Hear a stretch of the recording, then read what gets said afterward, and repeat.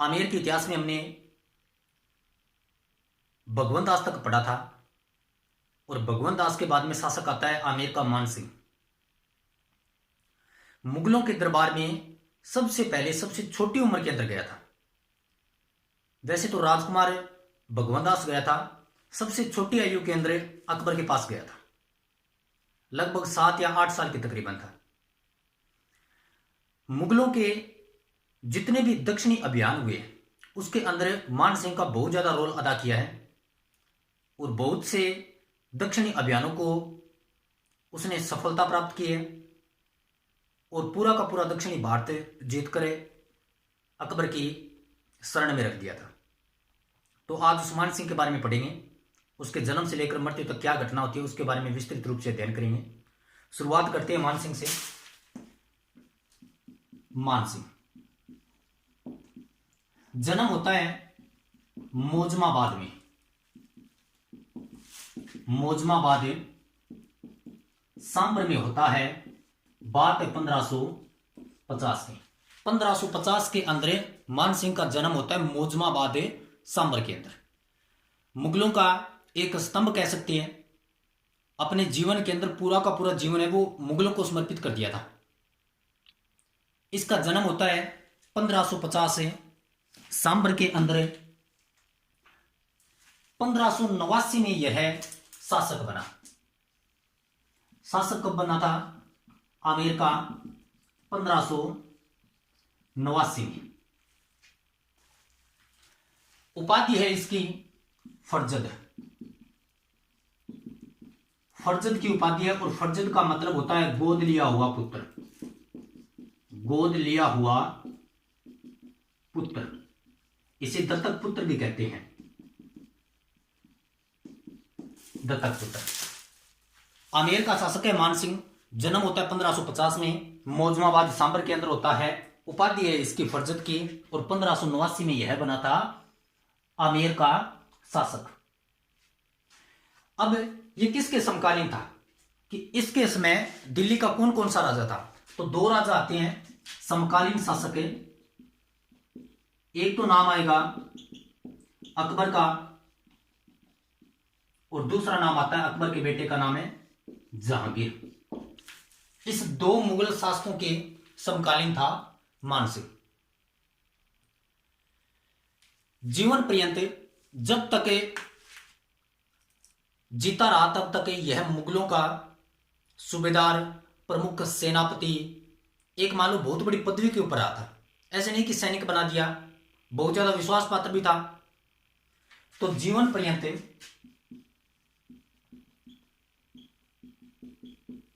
मुगलों का सेनापति, सूबेदार,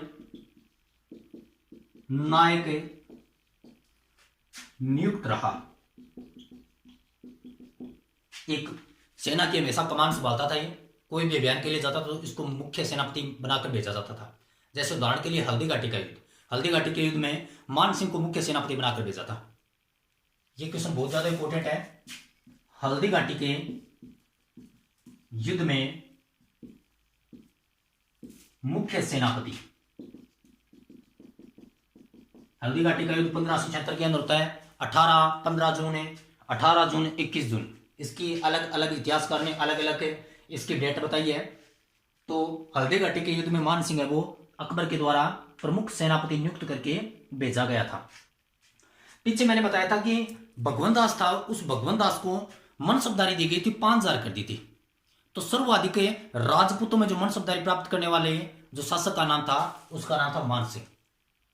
इसके पास कितनी थी? इसके पास 7000 मनसबदारी थी। मनसबदारी का मतलब है कि उसके अंदर जो घुड़सवार और सैनिक आ जाते हैं उसकी संख्या दोनों को काउंट की जाती है। तो लिख देता हूं 7000 मनसबदारी। 7000 मनसबदारी थी। किसके पास थी? मान सिंह के पास। यह था मान सिंह का मुख्य परिचय।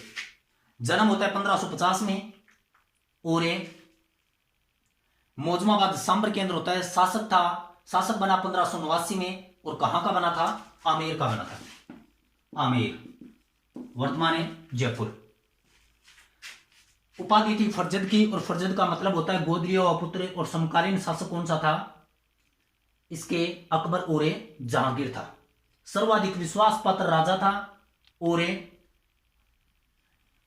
7,000 इसके पास थी मनसब्दारी। तो ये था आपका मानसिंह। और मानसिंह के बारे में आपको बताता हूं कि सबसे पहले मानसिंह अकबर के साथ रणथंबोर अभियान के अंदर युद्ध लड़ने के लिए गया था। सर्वप्रथम है मानसिंह वो अकबर के साथ गया था युद्ध करने के लिए। और किस अभियान के अंदर गया था? रणथंबोर अभियान में। और रणथंबोर अभियान कब होता है? यह होता है 1559 के अंदर। रणथंबोर अभियान है 1559 में होता है।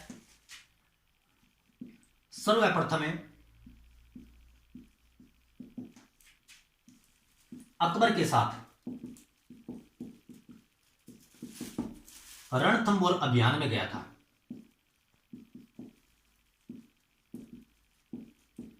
बात है 1559 की। 1559 के अंदर गया था। सबसे पहला युद्ध इसने इसी अभियान के अंदर किया था।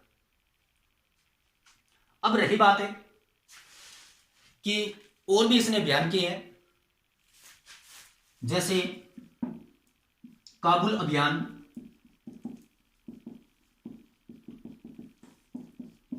हल्दी घाटी। अब इसके साथ एक ऐसा अभियान हुआ जो बिहार के अंदर एक शासक था जिसका नाम था केदार कायत। बिहार का एक शासक था जिसका नाम था केदार कायत।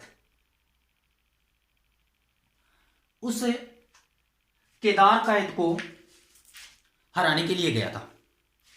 एक स्वाभाविक सी बात है कि कोई राजा जाएगा तो वो दूसरे राजा को हराएगा।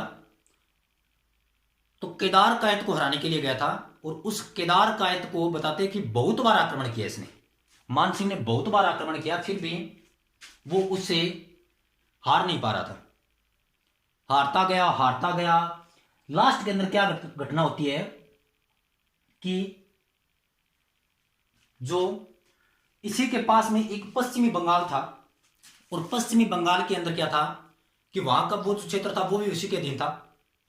तो पश्चिमी बंगाल के ऊपर आक्रमण करने के लिए वहां की जो एक देवी थी, वो केदार कायत बताती है कि एक देवी थी जिसका नाम था शीला देवी। और उस शीला देवी की जो भी कोई पूजा करता था वो कभी हारता नहीं था। अब पता चला कि शीला देवी की क्या करता है, ये पूजा करता है। तो उस जो आक्रमण किया तब उस समय इसने किया क्या कि जो शीला देवी की जो पूजा कर रहे थे उस पूजा के अंदर विघ्न डाल दिया। तो केदार कायत ने भी उस मूर्ति को उठाया और नदी में फेंक दी। और उस मूर्ति को उठाकर कौन ले आया? मानसिंह ले आया अपने आमेर के अंदर। तो शीला देवी का जो मंदिर है वो कहां पर मिलता है? आमेर में मिलता है। लिख देता हूं, 1604 में केदार कायत को हराकर शीला देवी की मूर्ति लाया था और स्थापित कहां पर कर दी उस मूर्ति को? आमेर में। आमेर में क्या कर दी? स्थापित कर दी। शीला देवी, आप लोक देवी देवता पढ़ते हो तब उसके बारे में आप पढ़ते हो कि शीला देवी नवरात्रों में उसका मेला लगता है। मैं आपको बता दूंगा कि शीला देवी के बारे में। आमेर के अंदर स्थापित कर दिए। और मैंने आपको बताया कि एक होती है कुल देवी, एक होती है, मान लो कुल देवी तो वो हो गई जो उसी कुल के अंदर जन्म लेती है, आगे जाकर वो देवी का रूप ले लेती है, किसी न किसी प्रकार से मरकर भी उसकी क्या करती है? सहायता करती है। एक होती है आराध्य देवी जिसका संबंध उस कुल से नहीं होता है। तो ये शीला देवी थी, इसका संबंध किसी कुल से तो है नहीं, आमेर वालों से तो है नहीं। तो ये शीला देवी क्या कहलाई? उसकी आराध्य देवी। शीला देवी क्या कहलाई? उसकी आराध्य देवी कहलाई। देवी का नाम क्या है? शीला देवी। एक होती है शीतला, एक होती है शीला, ये अलग अलग देवी है। स्थापित किसने की? स्थापित की आमेर में, और किसने की थी? मान सिंह ने। इस देवी का संबंध इस कुल से तो है नहीं, तो ये क्या कहलाती है? कछवाहा वंश की आराध्य देवी। कछवाहा वंश की आराध्य देवी, याद रह जाएगा। मेला लगता है इसका नवरात्रों में, और इसके क्या चढ़ाई जाती है? मान लो एक साधारण के रूप, मान लो हम किसी मंदिर के अंदर जाते हैं तो क्या चढ़ाते हैं? प्रसाद चढ़ाते हैं, कोई मिठाई चढ़ाते हैं, तो इसके शराब चढ़ाई जाती है। शराब का भोग लगाया जाता है। किसका भोग लगाया जाता है? शराब का भोग लगाया जाता है, याद रह जाएगा। शिला देवी स्थापित की थी आमेर में मान सिंह ने, और कछवाहा वंश की आराध्य देवी है। अढ़ाई पहले इसकी शराब चढ़ाई जाती है, और इसका जो मेला लगता है वो लगता है नवरात्रों में। मेले दो बार आते हैं, एक आता है चैत्र माह में और एक आता है आश्विन में। दो बार मेला लगता है, चैत्र माह और आश्विन। और शराब कितनी चढ़ाई जाती है? अढ़ाई पहले।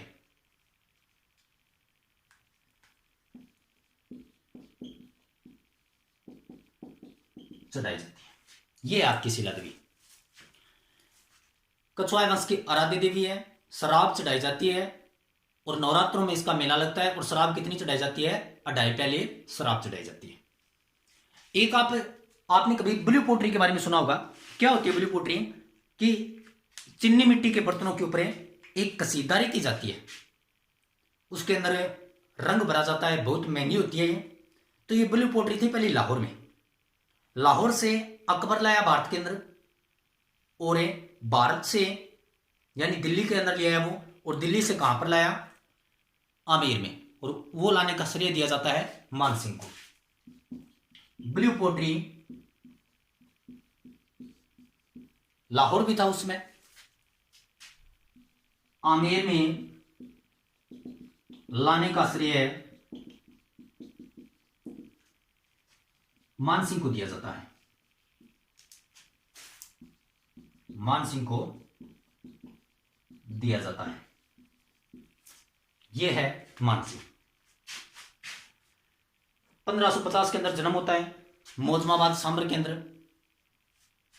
सबसे छोटी उम्र के अंदर गया था। फरजत की उपाधि धारण करता है। 7000 मनसबदारी लेता है। हल्दी घाटी के युद्ध में प्रधान सेनापति बनकर गया था। जिंदगी भर अपने जो मुगलों के अधीन रहा था या मुगलों के शासनकाल के अंदर रहा था, तो जहांगीर और अकबर के काल में रहा था, और हमेशा नायक सूबेदार सेनापति बनकर रहा था। दक्षिणी अभियान को जीतने का श्रेय मान सिंह को दिया जाता है। और इसने बिहार, उड़ीसा, काबुल, पश्चिमी बंगाल ये अभियान किए थे। और पश्चिमी बंगाल से शिला देवी की मूर्ति को उठाकर लाया था, केदारकायत को हराकर। और शिला देवी जो आमेर के अंदर स्थापित की थी, मान सिंह ने इसकी प्रतिमा स्थापित की थी। कछवाहा वंश की आराध्य देवी है, कुल देवी होती है, जिसका जन्म कुल के अंदर होता है। मेला लगता है नवरात्रों में, दो बार लगता है, चैत्र और आश्विन में। अढ़ाई पहले इसके शराब का भोग लगाया जाता है। और ब्लू पोट्री को लाहौर से आमेर में लाने का श्रेय मान सिंह को दिया जाता है। अब इस मान सिंह ने क्या क्या बनवाए? ब्लू पोट्री अलग अलग होती है, सफेद भी होती है, लाल भी होती है, और सर्वाधिक ब्लू पोट्री होती है और नीले रंग की होती है। अब इस मान सिंह ने क्या क्या करवाया उसके बारे में पढ़ेंगे। मान सिंह ने जो निर्माण कार्य करवाया उसके बारे में पढ़ेंगे। निर्माण कार्य नंबर 1, इसने जगत शिरोमणि मंदिर का निर्माण करवाया। जगत शिरोमणि मंदिर, इसका एक बेटा था जगत सिंह, तो उसकी याद में इस मंदिर का निर्माण करवाया था, जिसके अंदर जो मुख्य किरदार निभाया जाता है वो इसकी पत्नी का निभाया जाता है, कि अपनी पत्नी ने अपने बेटे की याद में इसका निर्माण करवाया था, जगत शिरोमणि मंदिर। और इसी जगत शिरोमणि के अंदर वह प्रतिमा स्थित है जिनकी पूजा मीराबाई करती थी। और मीराबाई किसकी पूजा करती थी? कृष्ण भगवान की। कृष्ण भगवान को मीराबाई ने पति माना है, ठीक है। नंबर 2, इसने आमेर दुर्ग का निर्माण करवाया। आमेर दुर्ग एक बहुत बड़ा दुर्ग है, उसका निर्माण करवाया। आमेर दुर्ग जो वर्तमान में जयपुर के अंदर है। और इस आमेर दुर्ग के जो दरवाजे हैं उसके भी अलग अलग नाम है। और एक इन्होंने पुष्कर के अंदर मान महल का निर्माण करवाया था। पुष्कर में मान महल का निर्माण करवाया, जो वर्तमान में होटल के रूप में संचालित है। मान महल कहां पर है? पुष्कर में। ये थे मान सिंह के निर्माणकारी है। और आगे इसके बाद में जो राजा आएंगे उसके बारे में पढ़ेंगे। लगभग 4 या 5 राजा के तकरीबन इंपॉर्टेंट है। ज़्यादा से ज़्यादा इस वीडियो को लाइक करें, शेयर करें, सब्सक्राइब करें। धन्यवाद।